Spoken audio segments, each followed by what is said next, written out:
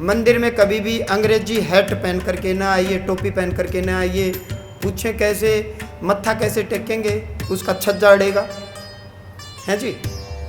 बताओ। हमारे यहाँ मस्तक जब तक जमीन में नहीं रखा जाता, ये आज्ञा चक्र, ये आज्ञा चक्र, गुरु का प्रणाम करने का तरीका। महिलाएं गांव में वो ग्राम्य देवता होता था जिसको हम दादा भैया बोलते हैं, यूं यूं यूं पैर दबाती थी। तो मैं पूछा यूं यूं दबाओ, यूं क्यों? बड़ी बुजुर्ग बड़ी महिलाओं के भी पैर दबाती, तो यूं, और फिर यूं यूं यूं। दाएं पैर से दायां हाथ और बाएं पैर से, अब सन्मुख आदमी है तो उसका दायां पैर कहाँ है और किस प्रकार से होगा? तो यूं भी ये विज्ञान पहले से ही था। दायां पैर का अंगूठा और दायां हाथ का अंगूठा, तभी ना उसकी ताकत और ऊर्जा आएगी। और गुरु के चरणों को जब तक आप स्पर्श नहीं करते और ये आज्ञा चक्र गुरु के चरणों में पूर्ण रूप से नहीं टेकते या देव स्थान पर नहीं टेकते, तो आपके पाप और अहंकार दूर होगा ही नहीं। महिला को दंडवत नहीं करना चाहिए, साष्टांग नहीं करना चाहिए। शास्त्र ने ये उसको अधिकार दिया है कि वो केवल आज्ञा चक्र को रखे, साष्टांग सिर्फ और सिर्फ केवल पुरुष करे। ये महिला को मान सम्मान दिया गया। और ये कहते हैं इटली से आकर के बोला महिला को दबाया गया, महिला को दबाया गया। पुरुष के लिए साष्टांग दंडवत और माँ बहन बेटी केवल आज्ञा चक्र भूमि में रखे, क्योंकि वो उसके पेट में जीवन पलता है। माँ अपने वक्षस्थल से जीवन को पोषित करती है दूध पिला करके, तो उसके लिए निषेध है, वर्जित है कि माँ बहन बेटी साष्टांग पूर्ण रूप से दंडवत न हो, केवल आज्ञा चक्र भूमि में रखें। अब सिर पे पहन ली अंग्रेजी टोपी और मंदिर में आप टोपी बाबू बन के आगे, तो मत्था कैसे टिकेगा? वो छज्जा तोड़ गया आपका, है जी? तो मैं एक दिन देखा, मैं फ़ोन किया, मैंने कहा इसकी टोपी उतरवाओ। अब तुम बैठे हो, तुम्हारे तो सिर में आग लगा दूंगा जब पता लग गया तो। अब मेरे कहने के बावजूद भी टोपी पहन रहे हो, तो इसका मतलब आप भगवान बन बैठे हैं, भगत बन बैठा है भगवान।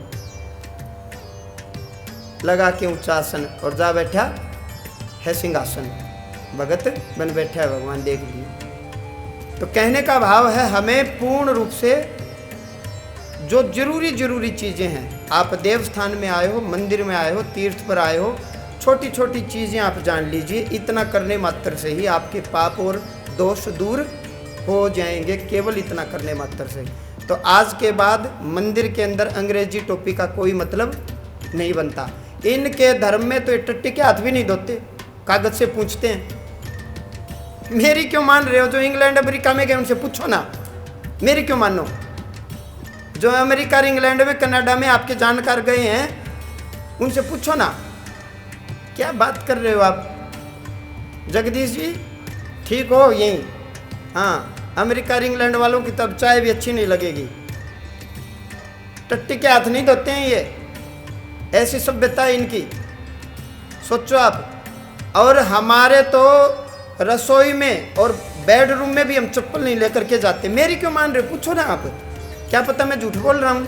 पूछो भाई, अंग्रेज टट्टी पेशाब करने के बाद हाथ धोते हैं क्या? और सुनिए, ऐसी प्रथा हमारे एयरपोर्ट पर आ गई, कागज रखते हैं, बोले ये किस लिए? ये तो मेरी क्यों मान रहे हो? आप पूछो ना अमेरिका इंग्लैंड जो गए, इनकी सभ्यता है ये हमें सिखाएंगे धर्म क्या है। इटली से आकर के देश को पागल बना रखा है इतने सालों से। देखो हम हिंदू देखो कितनी मत मारी गई। दूसरी बात, ये अपने पूजा स्थल पर जूते पहन करके जाते हैं अंदर तक, हम हमारे घर में ही नहीं जाते। देवस्थान की तो छोड़ ही दीजिए आप, हम हमारे घर में भी, रसोई में भी चप्पल पहन करके नहीं जाते। और रामनारायण जी आते हैं तो अपने घर के बाहर ही चप्पल निकालते हैं, अंदर नहीं ले जाते। बताओ रामनारायण जी, हमने तो बाथरूम के लिए बाथरूम के बाहर ही वो चप्पल वहीं तक है बस। बाथरूम के बाहर वो पायदान लगा रखा है, वो केवल वॉशरूम की चप्पल है। वो कमरे से बाहर तो आप छोड़ ही दीजिए, बाथरूम में घुसते चप्पल पहन के, बाथरूम से निकलते वो वहीं उसी पायदान पर रहती हैं, और बाहर की चप्पल अलग है।